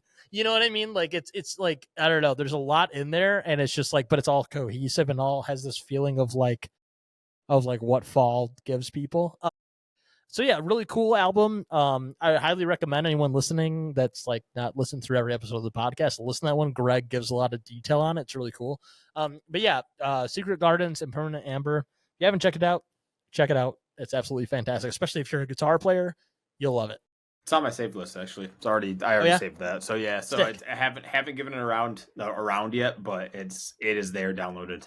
It came out less than 2 months ago. You're fine. I understand. Yeah. Okay. I got at least 8 more months before I can listen to it and then put it on my list next year. Right. Yeah, you'll listen to it in 2026, like I said earlier. Yeah, exactly. Yeah. When do you release the next one? Let's go to your number 2. My number 2 is Foxing by Foxing. I almost put that on this list as well. It's such a good record. Yeah. God, it's so good. I've been a fan of the band since Albatross, really. But I've listened to every record of them, and this is definitely the most like wildly weird album. The album cover adds to that too. By the way, it does. The album cover is weird as hell. It does, and it's almost like things are purposely not in tune. You know, yeah. I feel like I tried showing someone this record and they were like, thanks, I hate it. You know, like it's definitely not for everybody. They do a really good like explosion of sound. That's, the only thing I can really like characterize the songs by, where it's like they are so in tune with how to, have something go really quiet and then blow up and then really quiet and then blow up and then just wave throughout the whole song. Definitely, it's really dynamic. Yeah, super dynamic kind of song. It's just sound in general. Secret History. Great opening track, lyrically great opening track too. Looks Like Nothing's a great example of how they use space in song. There are some songs that I can't get behind as far as like it's almost too weird for me, right? Yeah. Right. It breaches that point sometimes of being like, oh, I kind of just don't like it. But it takes risks, and that's why it's my number 2. I think it definitely is the most branched out form of this band, and they've genre bended so much over the last decade, and this album really kind of shows that like, yeah, we're ready to do it. We're ready to take on whatever. Yeah, I remember checking out the record and thinking like, did they do this much like screaming before? Like, you know what I mean? Like I was like, I don't remember them being quite this like aggressive. And then next thing you know, I'm checking out another song and it's like something completely different. Yeah. Same deal as what you said with some other albums. I just like didn't give this one enough to like honestly put it on. But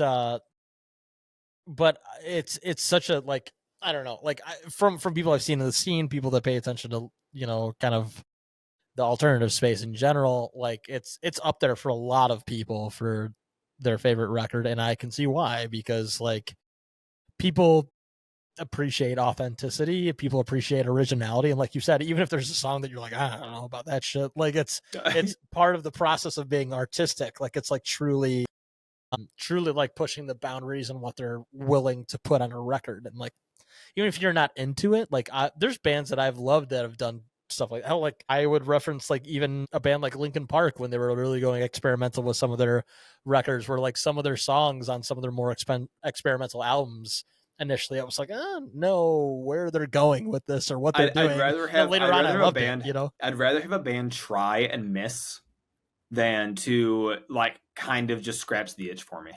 Like to be like, exactly. Oh yeah, I've heard this and like it's a good song because it fits the criteria of those other good songs that I like, and it's kind of the same thing you've always done, which I'm not saying is like a bad thing. Like I think about like shout out to like Moss of Flames for the record this year, which is like a solid record, but I don't really feel like it's anything different from the band, right? But I enjoyed it. Yeah. Whereas I'd rather have a band like Foxing who will just be like, I'm going to make a song called Cry Baby, and it's going to either be something you really like or you really just really nails on chalkboard for you. Yeah, and you click that skip button real quick. Yeah, and I'm about it. And I'm about it, so I appreciate that in the band for sure. Yeah. Absolutely great record. And again, one that, like you said on a few others, like I just need to check out more this upcoming year. My number 1, it's probably obvious at this point which one it is. We talked about it as one of my anticipated ones from last year. Band that I've had on tied with the most as far as like episodes go. It's with Sails Ahead, Infinite Void. I put this one on here not just because I've talked to them, because I was really like with these top 2, I was like, I really need to make sure this is the case, and I'm not just like putting them on because they're my friends. Not a bias, like because like that's not fun to anybody. That's you don't want to cater to a band because you're friends with them or whatever else. Like, and that's not the case. Like I listened through it again, and I was like, no, this is my favorite record of the year because it's got everything I want in it. It's got It's got a cinematic feel to it. It's got dynamics. It's got weirdness. It's got prog. It's got poppiness. It's got angsty lyrics. It's also got, they have a song or two in here that are like social political commentary as well. It's, and it doesn't hurt that like it's not on the record, but they just put out a song this past month that's like their heaviest song to date. It's all screaming. It's like their first song they have no singing in. That, like, again, not on the record, but like it's hard to like not kind of loop that in with it. That all in all, like, it just gave me exactly what I wanted for music for 2024. It had the angst. It had, the music has like this, like the album isn't like an overall like concept record totally, but like instrumentally it feels like a movie. And so I always love when like an album kind of feels that way, the way that like, a movie has acts, that like an album goes that way. And it doesn't hurt that like every person in this band knocks it out of the park. They they did a lot of like self-production, and all that good stuff. So yeah, it's just, this is not the one I'm going to go off on the longest. If people want to really hear that, I did an hour and a half on this album earlier this year. Allow me to link you to a previous episode. Yeah. Here's the other episode. Go check it out. But just, one of the best, independent bands I've gotten to listen to in depth over the last several years. And I just don't think anybody can hear this record. And even if it's not your thing, like post-hardcore, prog metalcore or whatever isn't your thing, like there's something to get out of it, and they did a really good job of like showcasing all their different elements, both progressive and melodic and metalcore and all that good stuff. It's just, it rips, so it's my number one for the year. It's the most Spotify told me this year is my most listened record of the year. That kind of says number one then. Yeah, most listened to. Yeah, exactly. We just let Spotify dictate it next year. Just like, that's right. You can't. Yeah. What's your algorithm show? Yeah. AI generated top 10 list. Yeah. By the way, can we talk about how shitty that was this year? How totally like it was way worse. Because they let AI do all of it. They just fired a bunch of people and they had AI do it. It was horrible. It was so much bloat. So much bloat. Like I felt like I was like rapidly skipping through it. I was like, come on, go. Some of the like genres they threw in there, I was like, that's not a real genre. That's nothing. Like, that's nothing. You made it up, Yeah, that's they're wiping their tears with their millions of dollars, I'm sure. Yeah. Man, those two guys on that podcast really called us out. Called them out, even though I upload videos to Spotify and they don't give you any money on that one. So yeah. No, it was real shit though. But definitely want to check out Infinite Void more. I did when it first released. I did check it out a couple times through. I enjoyed it. I never went back to it, admittedly. Classic Alec. But yeah, classic me. It's not because I don't like the music. It's just of course not. Sidetracked. My number one, I'm going with The Mosaic by Capstan. That was my spoiler alert earlier. Yeah. I said Capsize. That's Capsize, and then I thought Capstan, and then I said spoiler alert. Yeah, Capsize. I'm pretty sure wasn't Capsize a band that got like fully canceled because they had horrible people in the band. But yeah, that's not in your top 10. Spoiler alert. And then I realized after I said spoiler alert that it wasn't the same band at all. Although I do fuck with some Capsize music. I'm not gonna lie. Cut that.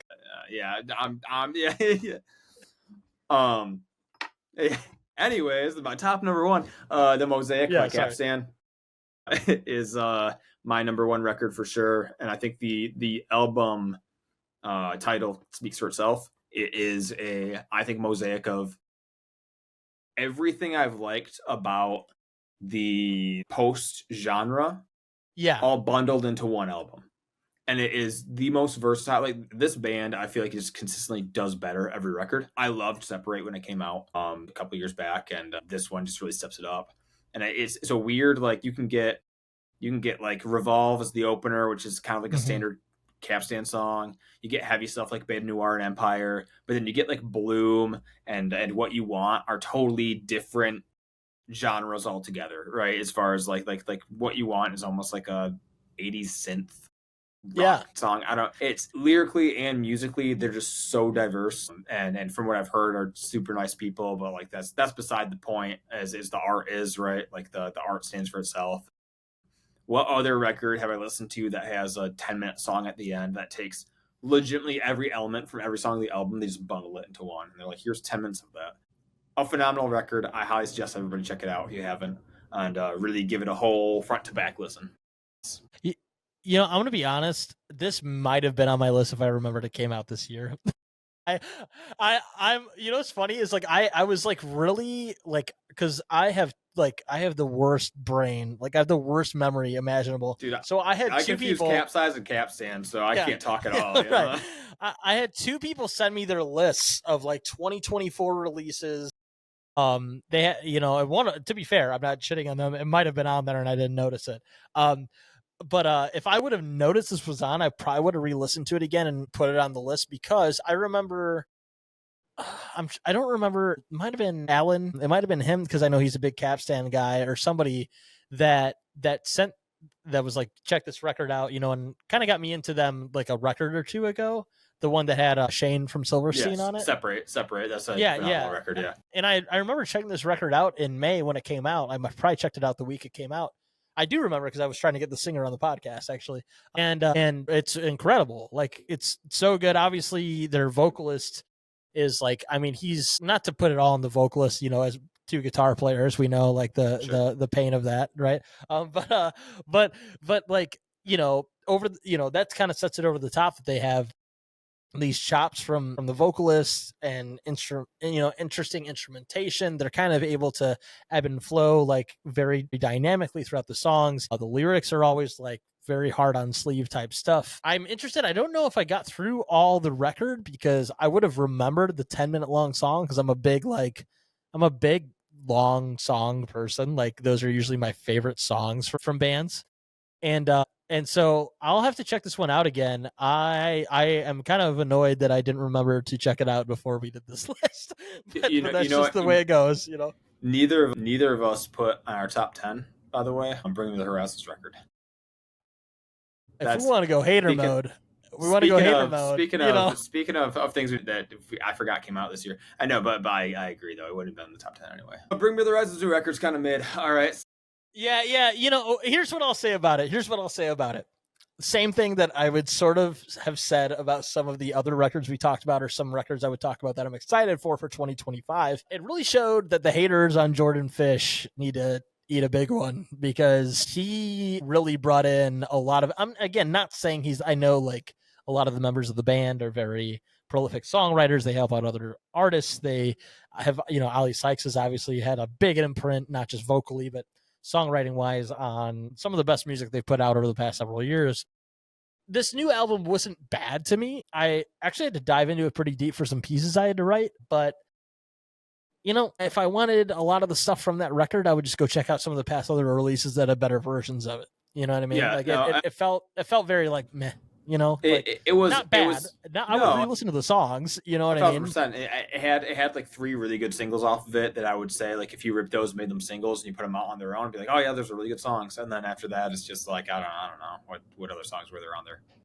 Yeah, that's kind of the way I'd classify it. But I like how I went from my number 1 to being like, oh, by the way, Bring Me the Horizon Smith. That's my segue was super good there. Yeah.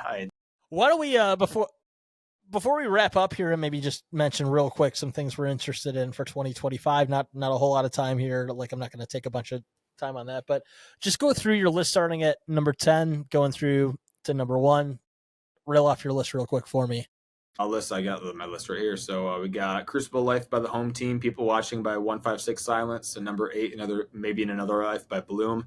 Then we got Negative Spaces by Poppy. We got Falling in Love with Robots and Wishing I Was One by Lolo, Cure by Era, Lower Feeling by Rarity, American Motorsports by Bill Murray, Foxing by Foxing, and Mosaic by Capstan, not Capsize, Capstan.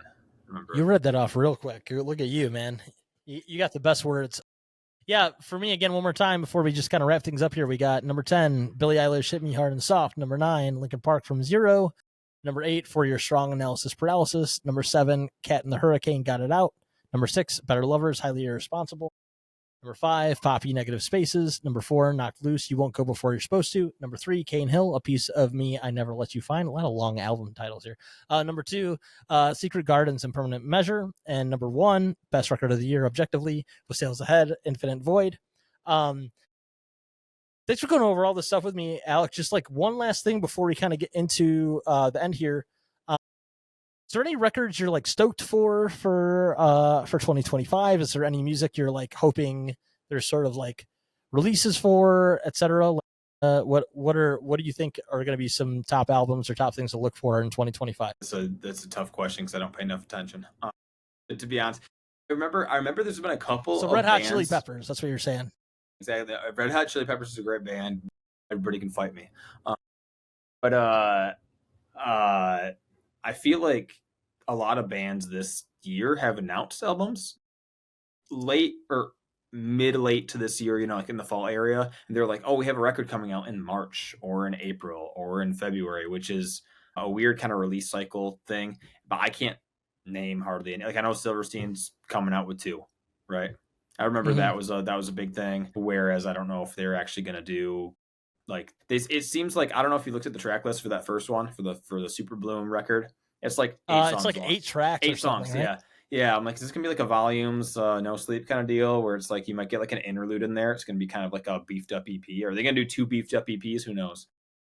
But off the top of my head, I can't really think of any, to be honest, even though I'm sure if as soon as you hit end the record button, I'll be like, oh yeah, here's the 8 that I was thinking of. That's put me on the spot there. That's the only thing that comes to mind. It's okay. That's fine. I got 3 real quick ones. Got the new Architects record, new Silent Planet, and new Spirit Box. Architects and Spirit Box have them coming out by like early March, I think. One of them's February, maybe one of them's even late January.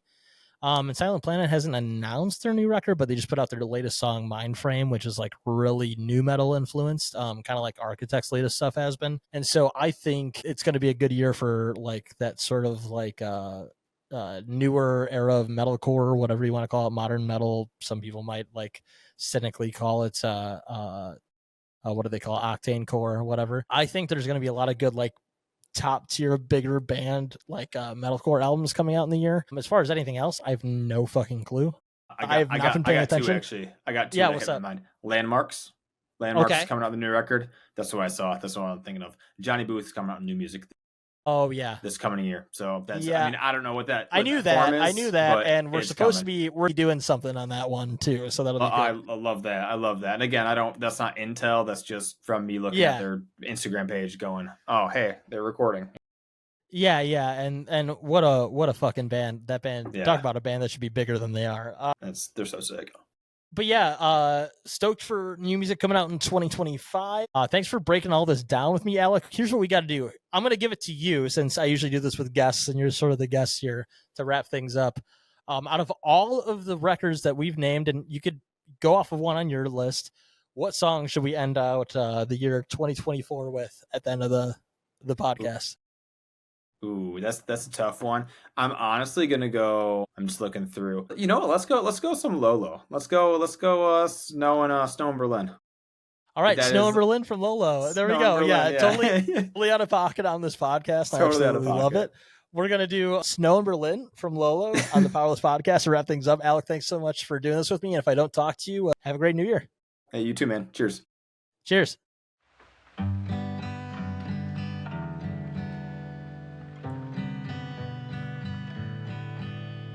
I can't quite recall the first night that we met, but I remember the night you took my breath. You slurred your words, but I liked what you said. You kissed me and I could taste danger ahead. But ooh, I was rooting for you. My heart did a kickflip when you leaned in. We start falling fast, just like snow in Berlin. You tell me I love you, my head starts to spin, 'cause I know what they say about fools rushing in. But ooh, I was rooting for you. You make me feel special, carried away, and I feel so cool when you stand next to me. My friend swears you'll leave, but I hope that you stay, 'cause I start to picture me with your last name. Ooh, I was rooting for you. You start acting different, got stuff on your mind. Say you're scared you're not good enough to be mine. You start being mean when I know that you're kind.